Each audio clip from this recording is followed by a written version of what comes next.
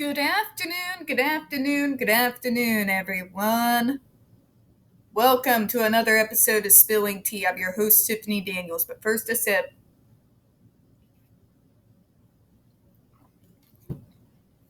So I had to get the hair trimmed, obviously.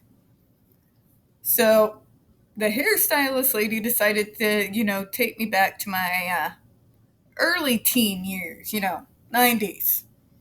See, kids, back in the 90s when you had to straighten your hair like so, you had problems like this, right? Because you had to blow dry your hair straight. I've got a ridiculous amount of hair, so it boofs like this, right? Because sure, I haven't had it straightened in a while. These individuals don't have straighteners. So, 90s hair. Alright, we're going to that horrible world known as the JRC, but before we do, I'm going to completely and utterly tame this monstrosity here real quick.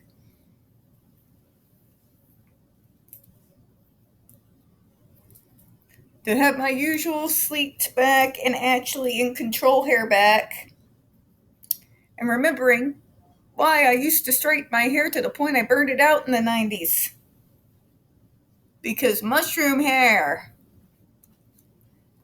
Tip for all hairstylists: if you have a client that is like me, come in. Do not just blow hair straight. Get that straightener out and finish the job. Otherwise, boof. Alright? Okay, so what are we seeing this week? We've ranted a little bit about it already. And I've seen the usual anti-vax stupid with autism is a vaccine injury. No, it isn't, Karen.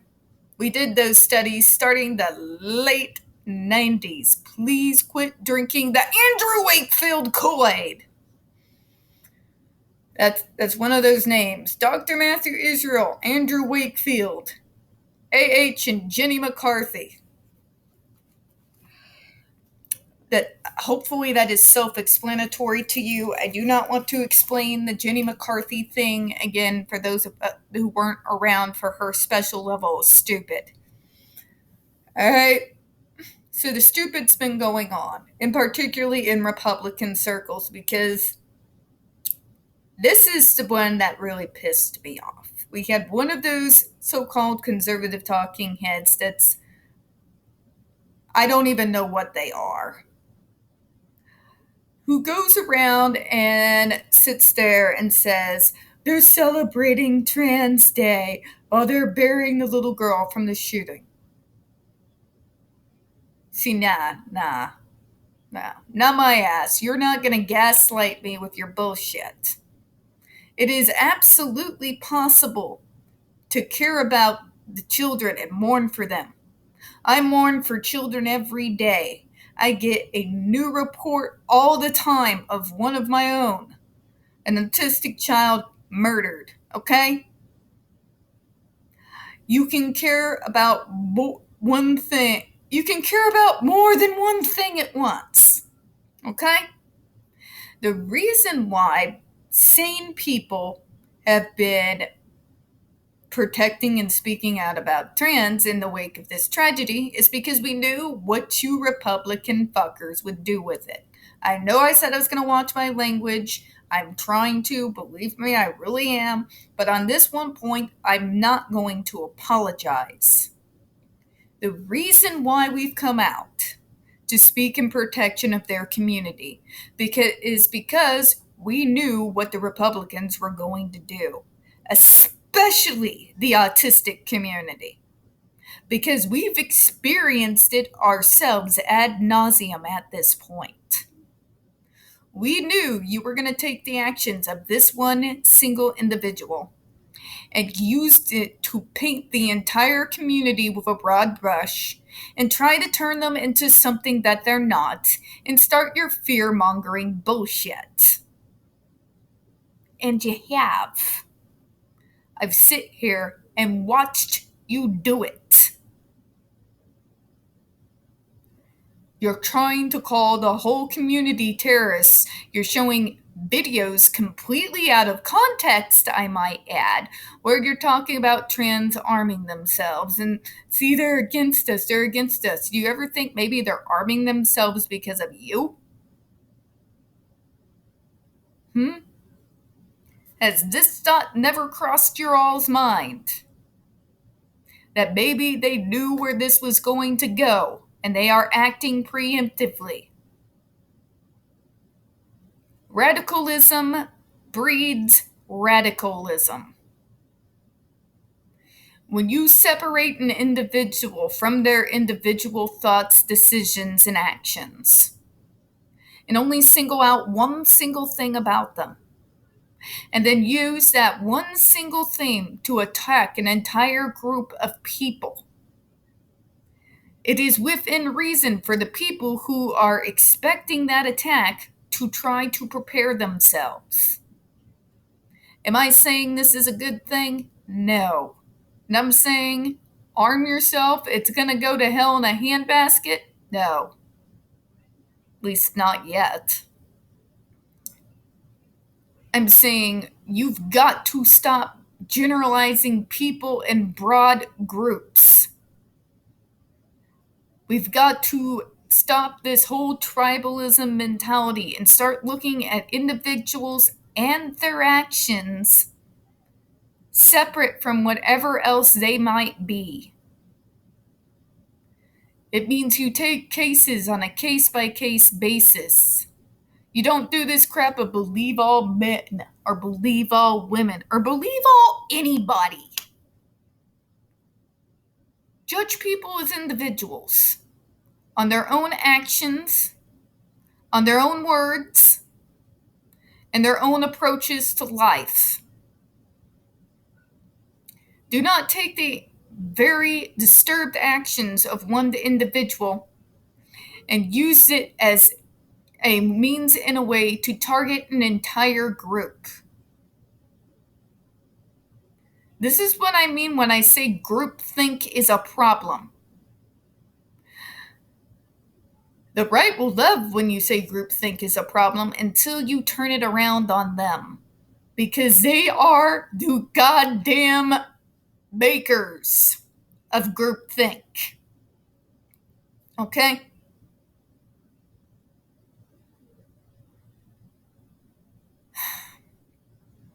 What am I trying to say in this rant here? I am saying there are individuals who do messed up things in this world. We should not use one of the parts of their identity and separate it out and use it as a means and a way to target others. I speak of experience on this one because that has been happening to autistic people our entire lives.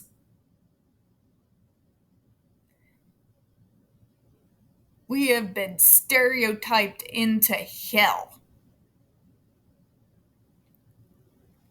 Used mutually as cannon fodder as well as a means to write your own paychecks. Judge an individual as an individual. This shouldn't be a big ask. Stop using whatever tragedy happens out there to feed your radical base and stem the fires of hatred. There are real-life consequences to what you all are doing right now that affect real people and the individuals who have to live with what you do from here on out.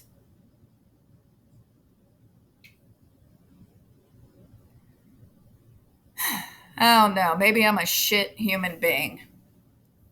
I'm sorry for the cursing. I will now try to censor myself as much as humanly possible.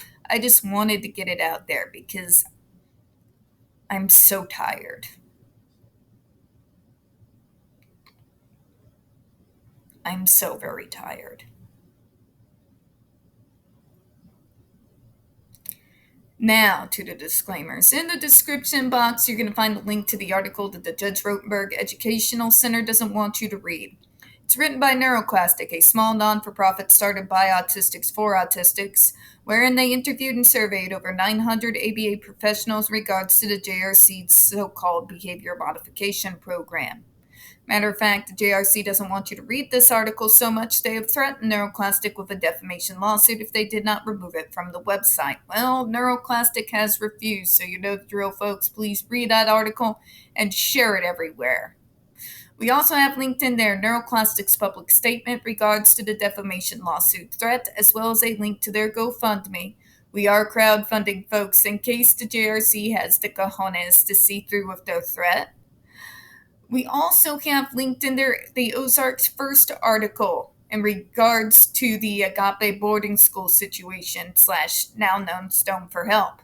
This is a so-called Christian-themed boarding school based out of Stockton, Missouri, that takes in so-called troubled male teens that has and pending over 21 civil lawsuits, claims, and allegations leveled against it, all which have thus far been substantiated by the Missouri Department of Social Services, and they do include the following: sodomy, rape, sexual assault, child abuse, psychological and emotional abuse, child trafficking, starvation, and that's just for starters. You have one former staff member arrested by the FBI, another a doctor still on the premises with being in contact with those boys has impending multiple claims of sodomy, rape, and sexual assault. Again, all substantiated. If you got an attorney general too busy making up lies about drag queens, I know they're lies because I live here. This is the third largest city in my state. It is one of the largest drag populations in the state. They're doing none of the crap that the GOP are telling you that they're doing. But they have no problem stealing photos from Sweden and other countries and then putting it on social media, claiming that's what the drags are wanting to do here. Great, isn't it? Sorry. And you've got a governor. I don't even know what to tell you at this point about our governor. I'm at a loss of words. When you've got a Senate that is quoting Bible verses for an anti-LGBTQ plus bill on the Senate floor, to say I'm furious is an understatement. I say this as a religious person. Separation of church and state has to mean something because there are more than Christians in this country and in this state. Sorry. Going off on a tangent here. Sorry. I will try to reel myself in. Okay. Also in the description box, folks, all the pertinent links to the Stop the Shocks campaign, including Autistic Hoya's massive archive on the subject, the templates, Jennifer Masumba's behavioral sheet of shockable offenses, a clip out of the 7-hour ordeal undergone by Andre McCollins back in 2002, and the ever-present self-explanatory Change.org Shut the Judge Rotenberg Center Down petition. When we discuss the JRC, you're going to hear vivid descriptions of and catch clips of surveillance footage of people with disabilities being tortured and abused. If you got young children present, please use your handphones. This channel is marked not for children for a reason. We speak dark subjects and we do use profanity on occasion. If your child is 16 and younger and they are watching this, very obviously parental supervision is advised, all right? All right. Once again, folks, trigger warning. We are about to descend into the mad ravings of the lunatic mind known as Dr. Matthew Israel. You're going to hear gaslighting, victim blaming, abuse and torture apologencia, pseudoscience and lies, all coming from a man with a massive ego and even larger God complex. So just be aware that the stupid is incoming. Now, to give you a little context to what we're about to read here, this is supposed to be a testimony that has sat on the JRC website for years from an individual who was supposedly speaking in favor of the JRC and their torture tactics. As a warning, I'm going to do what I always do if you're new and watching this channel, and I'm going to rip this testimony apart. And I'm going to start right here at the very beginning. When the individual wrote this, they were still young, in their 20s. I can tell you, that trauma for our teenage years, if you think that doesn't affect us in our 20s, I don't know what to tell you. Because it does. This individual lived with this place for years. Years, folks. They lived under their power and then moved in with their parents afterwards. The same parents who sit them there. There's a term for that. It's called coercive, which means this testimony is going to be about as good as the toilet paper that I wipe my butt with. But let's get into it, shall we? Hi, my name is Chris Adonetto. I'm a 21-year-old. Before I came to the JRC, I was in jail for 3 years for illegal substance of marijuana and possession of a weapon. I was very aggressive. I used to fight, not listen. I used to just do what I wanted. And prior to me coming to the JRC, I was still aggressive during them times. And I used to hurt people and try to hide objects, to stab people and whoever was around me. I'm going to stop you, Chris. There are a lot of us individuals who've been like that in our lives. I've had a few of them in my life. Them torturing you, son, that wasn't an answer. Them torturing you for years, starving you, deliberately triggering you so that they can then punish you and teach you that it's wrong. It's abuse, kid. That's abuse. No matter what you've done outside of JRC's halls, it does not justify what was done to you. None of it. Not one bit. You had some psychological issues going on during that time. That's apparent. It's very apparent. You needed real professional help. Hear me. You deserved and you had a right to real professional help. What they did to you was not medicine. And I know you don't realize it because you were young when you wrote this, but the after effects, the way that they destroy your psyche, may not affect you for years. But it will come to a head someday. Speaking as someone who has suffered trauma, it will come to a head someday. And you deserved a hell of a lot better than what you got.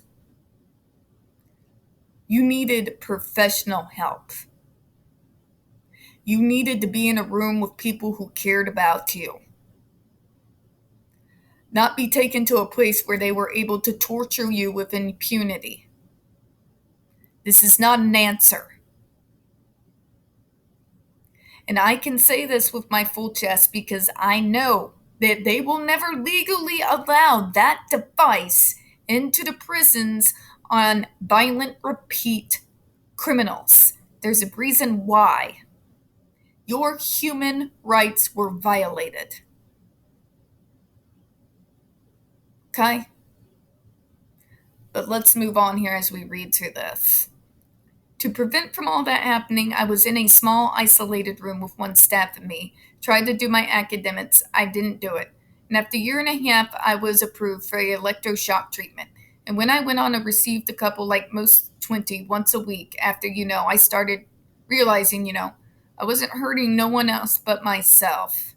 I took the priority of, the GEDs came a long way because I went about 10 months already without aggression. And prior to that, when I was in the conference room, I used to have over 2,098 behaviors, problem behaviors, and the GED has helped me because now I have 0.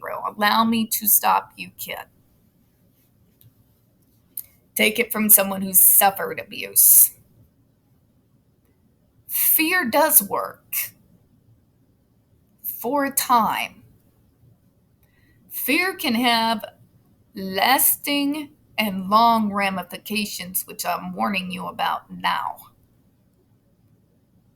But there is going to come a time when that fear factor lifts. Do you know what happens when that fear factor lifts? Allow me to tell you what happened to me when I no longer had that fear over my head of being harmed. I shut down for a good year and a half. I had to relearn how to do things I previously knew how to do. I lived with constant frustration and self-loathing and hatred that I was suddenly losing skills that I already had previously. But that wasn't the worst part of it, kid. It's when that fear leaves and you're finally allowed to think straight. You now have to live with and cope with what was done to you. You know what happens when that happens? That means those behaviors, the things that were causing you to become aggressive, that was causing you to steal, causing you to hurt people, that GED did not treat those. Really, did not teach. Basically, what I'm trying to tell you is the GED did not treat those urges to do yourself or others harm, kid. All those things that caused you to act out remained undealt with, which means they are still there. And they will come out, and they will come out to haunt you when you least expect it to happen. I know because I've been there myself, as have many of us have been there. You need to know that what you deserved was not this. You deserved a right to adequate treatment. What you got was abuse. Your issues that were causing the behaviors were never properly dealt with. You were simply punished for them. From the Gen X, one of the last generations that were openly spanked. Ask us sometime if that actually managed to curb for a lifetime some of our more harmful actions. Because I can tell you, it didn't. You deserved treatment. You deserved to have competent professionals assist you in getting to the root of what was causing such aggression to come out of you, and to begin to be able to work through that. It's not an easy or a simple process. It's not a quick fix solution. It takes time and work.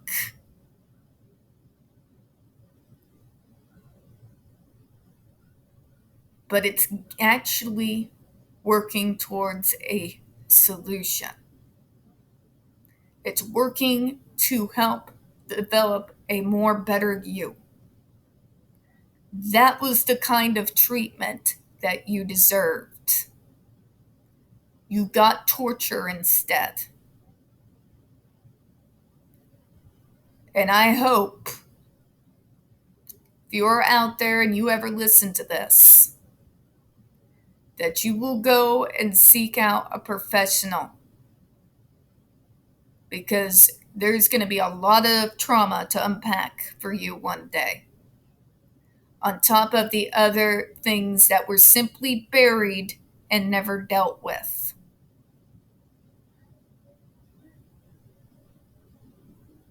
But let's finish this here.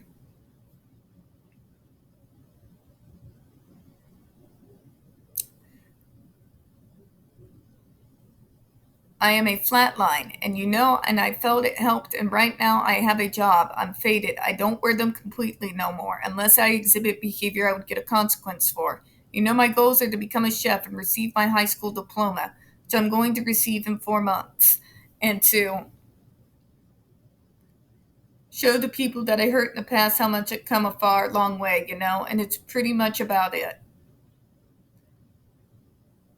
I'm going to look at this. And if this individual actually believes this, in my heart, I hope that they're able to work through the trauma that is going to one day come calling. And it always does. However, when I read this, I'm not reading something coming from the pen of a 21-year-old. At least I would hope. I could be judging too harshly here, but if he did write this without being coerced, I really do hope he gets the help that he deserved back then. You can be aggressive. And you can sit there and tell me I don't understand all you want to, but the fact is, folks, my stepbrother was that guy. In fact, my stepbrother was worse. But things and details I won't get into right now, but I was target number 1 for years. If it had been him who was sent to this place, as much as I hated him, I'd be far more pissed at the people who tortured him, because that's not treatment. It is the same excuses that abusers give to kids, and we will let ourselves believe them because we have to cope somehow. It's a weird, self-destructive coping mechanism, but it is there. I hope this person gets the real help that he never got as a kid, because he did not deserve this joke of pseudoscience to be perpetrated upon him. I'm going to go ahead and close on that. We don't get very many views on this channel. The few that we do tend to get removed from time to time. So please don't forget to hit the like button, hit subscribe, and don't forget to hit the comments. I do appreciate your time, and as always, we here at Spilling Tea do hope you have a good one. Bye-bye, everyone.